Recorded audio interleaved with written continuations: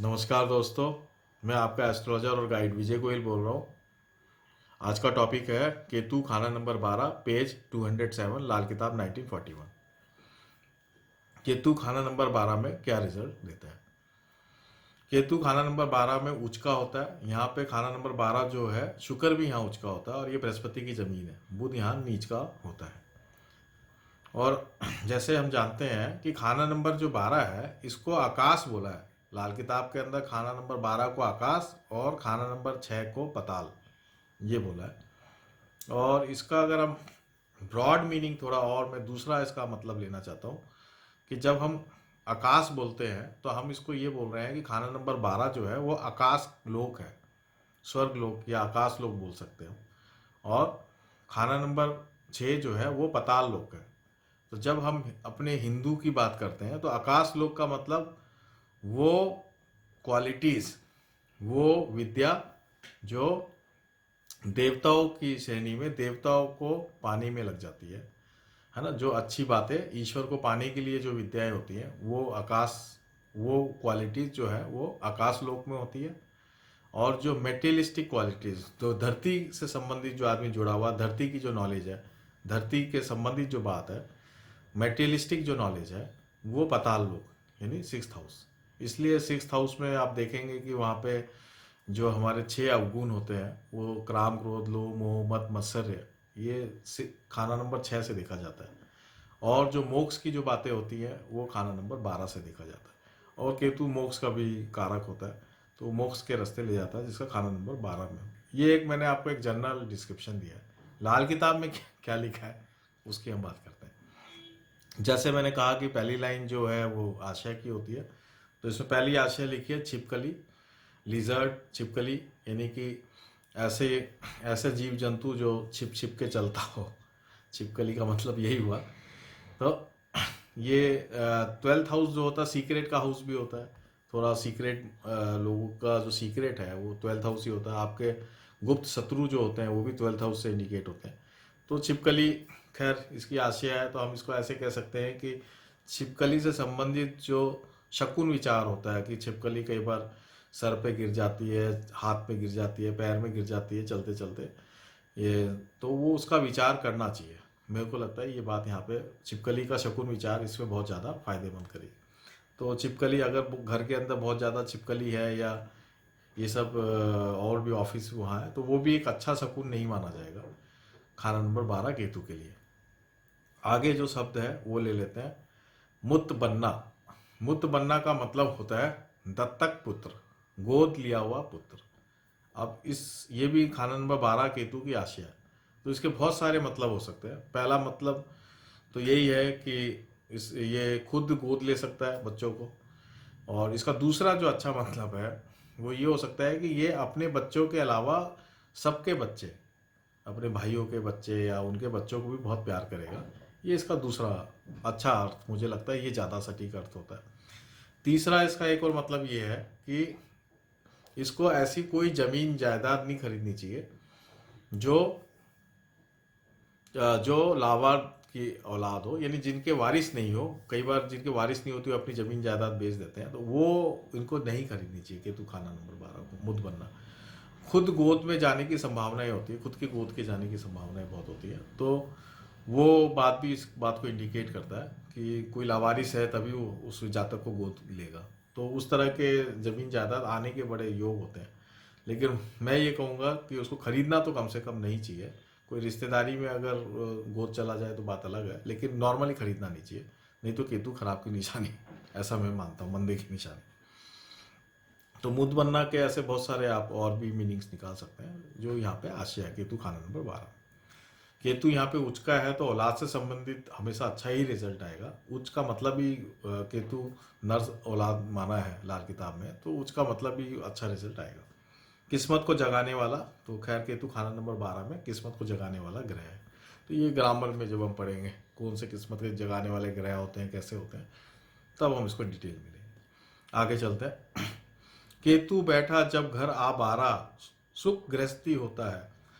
शुक्र केतु शनि बृहस्पति फल चारों का उम्दा है। ये बहुत ही अच्छी बात बता दी कि जैसे ही खाना नंबर 12 में केतु होता है तो सुख गृहस्थी, गृहस्थी का सुख बहुत अच्छा होता है। तो गृहस्थी का सुख क्या होता है? गृहस्थी का सुख का मतलब ये है कि आपकी लाइनेज बढ़ रही है, आपके बच्चे आगे बढ़ रहे हैं। उच्च का केतु है तो आपके बच्चे निश्चित रूप से आगे बढ़ेंगे, खूब सारी संतानें हैं, पहले यही मानते थे, खूब संतान होना अच्छी निशानी मानते थे, है ना। आपके घर में अच्छी बीवी है तो शुक्र यहाँ उच्च का है, तो अच्छी बीवी भी आ गई आपके, है ना। जमीन जायदाद हो, सब कुछ हो, तो ये बातें यहाँ बताई है। तो यहाँ पे आप देख लीजिए, शुक्र की स्थिति अच्छी है, केतु की स्थिति अच्छी है, शनि की स्थिति अच्छी है, बृहस्पति की अच्छी है। बृहस्पति का जमीन है, बृहस्पति का तो चेला ही है केतु। तो ओवरऑल ये 4 ग्रहों को अच्छा कर देता है जब केतु खाना नंबर 12 में होता है। तो इसलिए सुख गृहस्थी होता है, यानी हर तरीके से अच्छा है। खुद बढ़े साथी बढ़े, बढ़ेगा कुल परिवार, मर्द माया की कमी ना होवे, बढ़ेंगे रिश्तेदार। तो मर्द माया की कमी नहीं होगी, यानी कि पैसा भी खूब होगा और संतान भी खूब होंगी। मर्द यानी संतान, माया यानी पैसा, तो दोनों चीज ही बढ़ेंगे, है ना। खुद भी बढ़ेगा, परिवार भी बढ़ेगा, क्योंकि सारे ग्रहों को अच्छा कर रहा है। सब ग्रहों को अच्छा करने का मतलब ये है कि सब लोग आगे बढ़ेंगे और रिश्तेदार भी आगे बढ़ेंगे। तो ये केतु 12 वाला जो है, जिस घर में भी पैदा होता है उसके आसपास सब लोग ऑटोमेटिकली बढ़ने लग जाते हैं। ये बात यहाँ पे बताई है। मंगल राहु हसत करेंगे, लड़के तरफो चार, हर तरह से रक्षा होगी, फले फूले गुलजार। तो मंगल राहु हसत करेंगे, यानी मंगल राहु का मतलब हो गया कि मंगल राहु जो है थोड़ा सा जेलेसी रखेंगे। हसत का मतलब यहाँ पे जेलेसी है, शत्रुता नहीं है, एनिमिटी नहीं है, जेलेसी है। वो ईर्ष्या रखेंगे, हसत का मतलब ईर्ष्या है, तो ईर्ष्या करेंगे, लेकिन लड़के सबके होंगे। यानी मंगल का मतलब भाई है तो भाई के भी लड़के होंगे, राहु अगर ससुराल है तो ससुराल में भी लड़के होंगे, तो खानदान सबका बढ़ेगा, है ना। लेकिन ये है कि ये इसके कारण इसका मान सम्मान बढ़ रहा है केतु खाना नंबर 12 वाले का। तो मंगल राहु थोड़े से जेलेसी कर सकते हैं, लेकिन नुकसान वाली कोई बात यहाँ नहीं लिखी है। हर तरह से रक्षा होगी, फलेगा फूले गुलजार। जो उसका गुलजार है, जो उसका परिवार है, जो उसका रिश्तेदारों की ज्वाइंट फैमिली है, सब कुछ है, वो सब फलेगा फूलेगा। तरक्की की शर्त है, तब्दीली की शर्त नहीं है। तो ये तो बिल्कुल क्लियर ही है कि ऐसा व्यक्ति जो है तरक्की करता जाता है, बहुत कम उसके लाइफ में ट्रांसफ़र होते हैं। नॉर्मली केतु 12 जो है वो विदेश को भी अपन मानते हैं जनरल रूप से। तो केतु 12 वाला व्यक्ति अगर विदेश में जाके चला जाता है या घर से दूर जाके अगर जाता है तो ज़्यादा तरक्की करता है, ये बात भी अपन जानते हैं, ये बात भी होती है। आगे चलते हैं। औलाद के वक्त से या जब लड़का 24 साल हो जावे दौलतमंद होगा, यानी कि लड़का होने के बाद, लड़का होते ही केतु जो एक्टिवेट हो गया और जब वो 24 साल का हो जाएगा तो वो दौलतमंद व्यक्ति हो जाएगा, जातक खुद दौलतमंद हो जाएगा। इज्जत वह मान का सरोवर होगा, मान सरोवर, इतनी उसकी इज्जत होगी, इज्जत उसकी बढ़ती जाएगी, क्योंकि सब पूरा परिवार बढ़ रहा, सब बढ़ रहा है, तो इसलिए उसकी इज्जत भी बढ़ती चली जाएगी।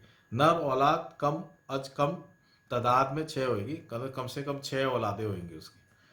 तो आज के दिन तो 6 औलाद नहीं होती, तो आप ये मान लीजिए कि भाई भतीजे सब मिला के 6 औलाद हो सकती है उसके घर के अंदर, उसके परिवार में, क्योंकि सबके साथ रहने वाला व्यक्ति है। तो इस तरह से उसके घर में उसके 6, क्योंकि वो दूसरों के बच्चों को भी अपना ही बच्चा मानता है, तो उस ढंग से अपन ये ले सकते हैं कि ये 6 औलाद होगी। और इज्जत मान का जो सरोवर वाली जो बात है, इसमें मैं एक बात और भी ये भी कहना चाहता हूँ, केतु को मंगल और राहु क्योंकि थोड़ा सा ईर्ष्या करेंगे, तो इसलिए मैं ये बात कहना चाहता हूँ कि ऐसे व्यक्ति को जो है अपने रिश्तेदारों को और इन सबको जो है ऑलवेज मान सम्मान देना चाहिए, हमेशा घर में बुला के खाना खिलाना चाहिए, क्योंकि मंगल जो है भोजन का भी कारक है। तो इस तरीके से अगर ये करता रहेगा, मान सम्मान अपने रिश्तेदारों को देता रहेगा, घर में भोजन और मेहमानबाजी जो हम बोलते हैं ना, हॉस्पिटैलिटी, अगर ये हॉस्पिटैलिटी बहुत अच्छा करेगा तो ये निश्चित रूप से इसको कोई तरक्की से रोक नहीं सकता। हॉस्पिटैलिटी करना इसके लिए बहुत ही अच्छा साबित होगा, क्योंकि ये सबके लिए केतु अच्छा कर रहा है, तो ये खुद हॉस्पिटैलिटी करे तो बहुत ही अच्छा होगा, कोई भी आए उसका सम्मान करे। आगे क्या लिखा? अंगूठा दूध में डालकर चूसना या अंगूठे का मुंह में रखना तमाम गृहस्थी ताल्लुक में मुबारक होगा। एक उपाय लिख दिया है यहाँ पे। फिर भी अगर केतु खराब ही नजर आ रहा है तो आप ये जो अंगूठा है उसको दूध में डुबो लो और फिर उसको चूसो, जैसे बच्चे चूसते हैं, तो वो अच्छा होगा। या खाली वैसे ही अंगूठा चूस लो, मुंह में रख लो, तो भी अच्छा होगा। तो आजकल ये उपाय करना बड़ा अजीब सा लगता है कि अंगूठा मुंह में चूसो, बल्कि जो लोग अंगूठा चूसते हैं उससे अंगूठा छुड़वा देते हैं। तो ये थोड़ा अजीब उपाय है, लेकिन ये उपाय है, यहाँ पे लिखा है पंडित जी ने। हम इसको इस तरीके से भी देख सकते हैं कि कई बार जब बच्चे पैदा होते हैं तो अंगूठा मुंह में चूसते ही हैं, तो बहुत कई बच्चे होते हैं जो अंगूठा मुंह में चूसते हैं, या पैर आदत होती है पैर का अंगूठा मुंह में डालने की, तो पैर का अंगूठा मुंह में डालते रहते हैं। तो हम ये मान सकते हैं कि ऐसा बच्चा जिसका केतु खाना नंबर 12 में और उसको बचपन में ऐसी कोई आदत हो, तो ये केतु अच्छे की निशानी मान सकते हैं। ये अपन एक तरीके से नेचुरल वे से ले सकते हैं। और आगे क्या लिखा है, एक और उपाय बताया, घर में कुत्ता 2 रंग का शाह सफ़ेद मुबारक होगा, यानी 2 रंग का कुत्ता, ब्लैक एंड वाइट कुत्ता बहुत ही मुबारक होगा, बहुत ही अच्छा होगा। ये उपाय और यहाँ पे बता दिया। तो यहाँ पे 2 उपाय पंडित जी ने बता दिया।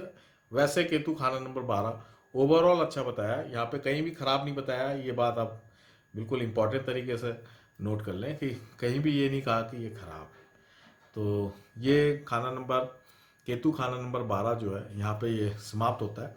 ये जो हमारी लाल किताब 1941 की ग्रह खानावार की जो एपिसोड है, सीरीज जो चल रही है पूरी, ये 108 की सीरीज पूरी कंप्लीट होती है यहाँ पे, है ना। 9 ग्रह इंटू 12 घर, ये जो लाल किताब 1941 का सारा मैंने ये कंप्लीट कर दिया है यहाँ पे।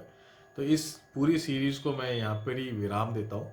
अब हम इसके बाद ये एपिसोड जो है यहीं पर ही ख़त्म होते हैं, ग्रह खानावार सीरीज के एपिसोड ख़त्म होते हैं।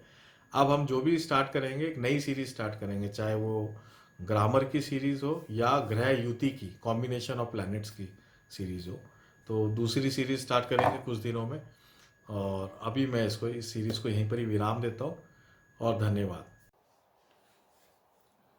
ये जो लाल किताब 1941 पे जो मैं कमेंट्री दे रहा हूँ, उम्मीद है कि आप सबको ये बहुत ही पसंद आ रहे होंगे। ये एक ओरिजिनल ऑथेंटिक कमेंट्रीज हैं, और जो भी लाल किताब सीखना चाहता है उनके लिए बेसिक्स हैं, उनको ये समझ में आएगा कि कैसे ओरिजिनल लाल किताब को हम इंटरप्रिटेट कर सकें। तो आप इस चैनल को, मैं चाहता हूँ कि आप इस चैनल को जो है सब्सक्राइब करें, लाइक करें, उसमें जो बेल का आइकन होता है उसको आप प्रेस करें, कमेंट दें। आप कमेंट बहुत ज़रूरी है, कमेंट देने से एक 2 वे हमें कम्युनिकेशन का पता चलता है कि आपको ये पसंद आ रहा है नहीं आ रहा है। कोई आपका सुझाव हो, आइडिया हो, वो आप दें ताकि हम उसको इंक्लूड कर सकें और इसको बेटर कर सकें।